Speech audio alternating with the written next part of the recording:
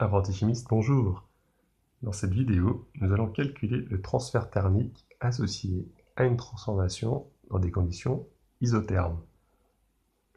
Alors on a déjà dit précédemment que quand on avait une réaction chimique, cette réaction s'accompagnait d'une variation d'enthalpie, qu'on a noté ΔH réaction.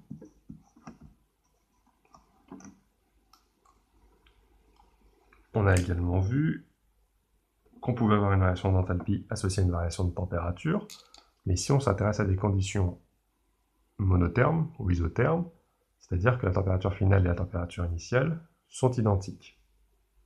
Donc ça veut dire que la variation d'enthalpie globale associée à la transformation, c'est simplement la variation d'enthalpie associée à la réaction.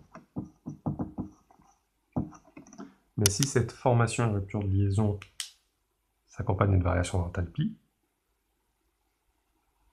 et que le milieu reste à la même température, ça signifie qu'il y a du transfert thermique qui doit s'effectuer entre le milieu réactionnel et son environnement, l'environnement qui impose la température.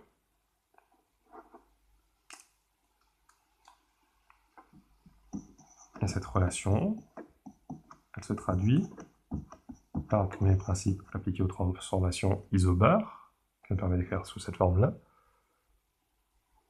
On ne va pas avoir de travail autre que les forces de pression, donc W' va être nul. Par contre, le transfert thermique ne sera pas nul, parce qu'on n'est pas dans des conditions adiabatiques.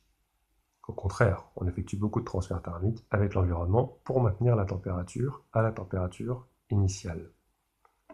Donc de toutes ces relations, on peut en déduire que le transfert thermique, c'est la variation globale d'enthalpie, qui est la variation d'enthalpie associée à la réaction.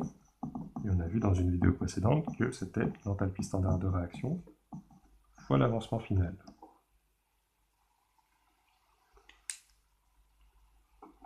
Donc on peut faire un commentaire. Si l'enthalpie standard de réaction est négative, l'avancement étant une grandeur positive, le transfert thermique va être négatif. Cela signifie que, comme le transfert thermique reçu, la définition de Q est négatif, le système, dans la réalité, cède de l'énergie au milieu extérieur. On dit que la transformation est exothermique. Et si, au contraire, on a une grandeur positive ici, à ce moment-là, le transfert thermique est effectivement reçu, la transformation est dite endothermique. Donc si on récapitule, pour déterminer le transfert thermique avec l'environnement, on calcule la variation d'enthalpie associée à la réaction, qui est la variation globale d'enthalpie, puisque la transformation s'effectue à température constante. Cette variation totale d'enthalpie, c'est le transfert thermique dans des conditions usuelles. Donc on peut en déduire cette relation-là directement.